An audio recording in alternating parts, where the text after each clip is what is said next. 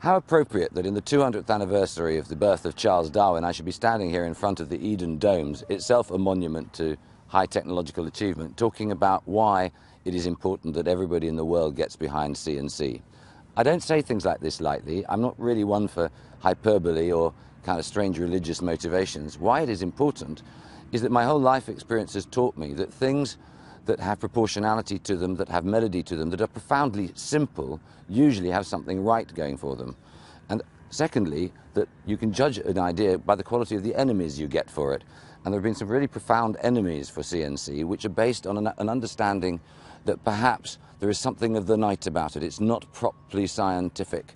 Well, actually it is totally scientific, and more important than that, it's blended something which the Age of Reason was never able totally to do, which is blending the scientificity, if that's the right word, the empiricism of it, with soul.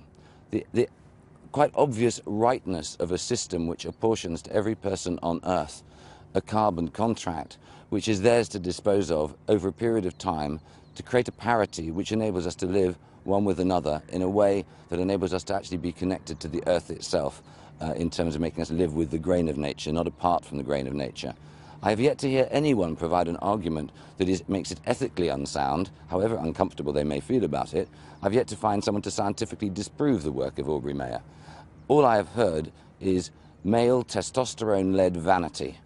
And I would ask anybody watching this to ask yourself whether you are not actually standing at a moment we are going to have to reduce carbon by a phenomenal amount over the next 40 years. 80% is some people's guess, but if you look at the figures that are coming out, it could be far less than 40 years.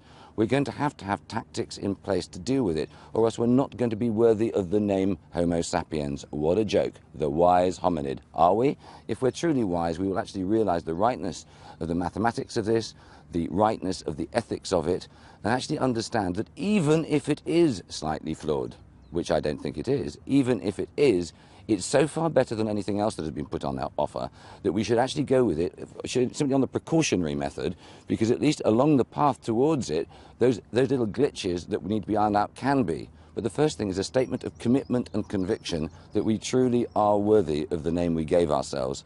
And that is why I return to Charles Darwin. Evolution was the most unpopular theory there was. The amount of people who came out on the streets who said, we're not descended from apes, you know, adaptation. Then they suddenly realized, oh, adaptation was rather clever. The survival of the fittest, that actually makes us top chaps, actually in authority, worthy of it. There's a biological reason.